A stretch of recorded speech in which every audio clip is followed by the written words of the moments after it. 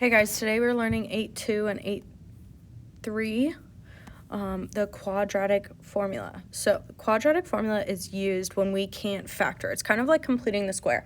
So you can either pick completing the square or you can pick the quadratic formula. The quadratic formula helps us solve for x. So the formula is x equals opposite b. So A, B, and C are always the values we're looking at. A is the coefficient in front of our variable squared. B is always that middle term with just x. And C is always our constant.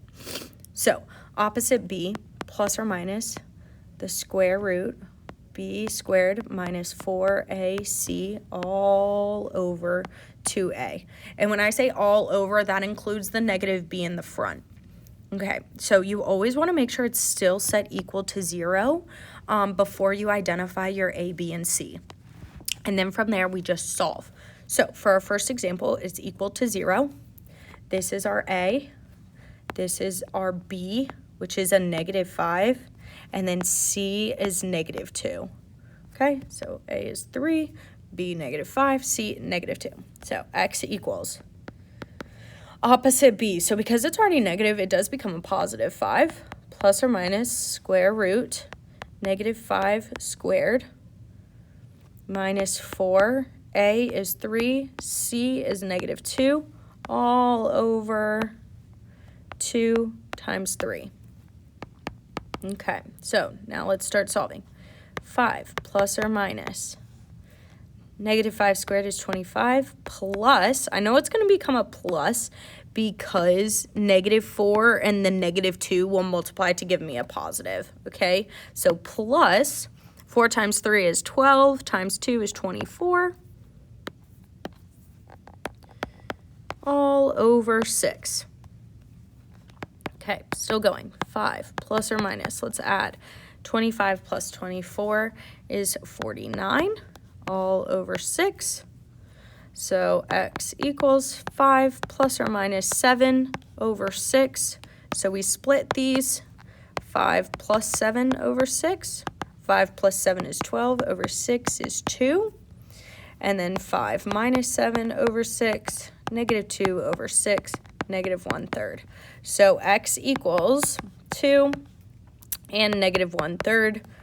Or set notation, -1/3, comma 2. Both answers are accepted, but you're done once you get there. Okay? So let's try the next one. It's not equal to 0, so we need to add 3 over first. So 4x squared minus 8x plus 3 equals 0. A is 4, -8 is B, and 3 is C.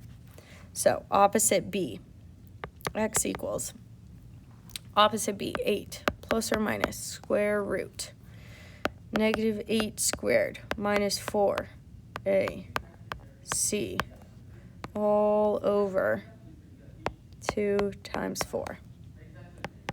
X equals 8 plus or minus square root 64 minus 16 times 3 is 48, all over 8.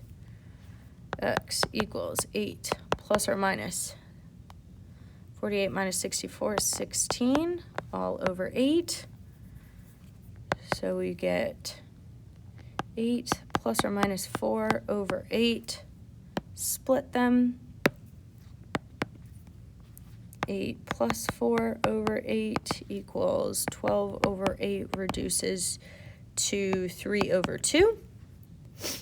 8 minus 4 over 8, 4 over 8 equals 1/2. So x equals 1/2, 3/2, or 3/2, comma 1/2. Okay, there we go. Okay, go ahead and try,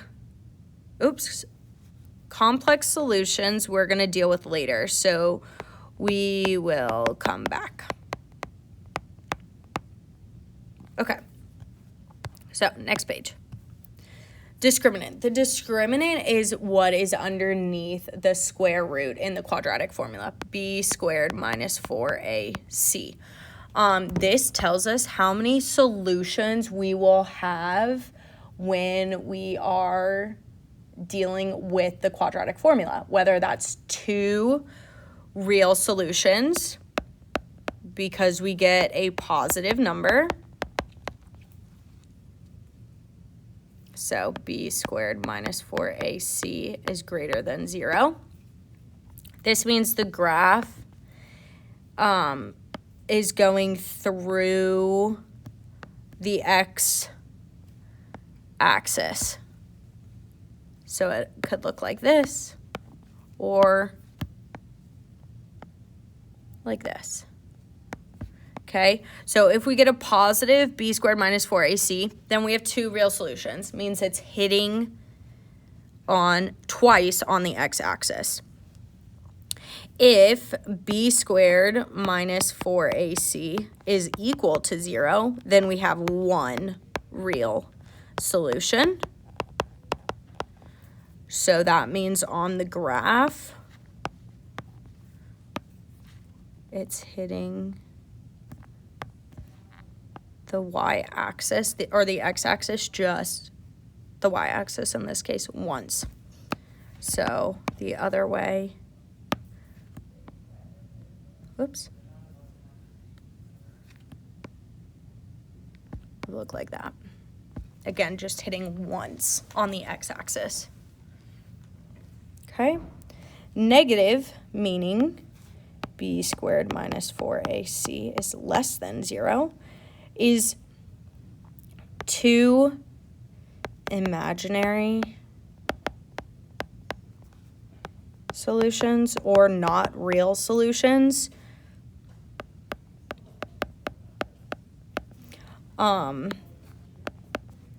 So it just depends. So in this case, it's never going to hit the x-axis at all. So it could look like that. Or that. Okay? So, still using A, B, C. So in this case, A is 1, B is 6, and C is 8. So b squared minus 4ac. So 6 squared minus 4ac tells us 36 minus 32 gives us 4. It's a positive number. So because it's positive, we know we have 2 real solutions. Okay? So if you want to pause and try the next 2 on your own, you can. A is -1, B is 5, C is -7. So 5 squared minus 4ac. So 25 minus 28 is -3. It's negative, so because it's negative, we have 2 imaginary solutions. Okay, A, B, C, B squared minus 4ac, 400 minus 400 equals 0, so 1 real solution.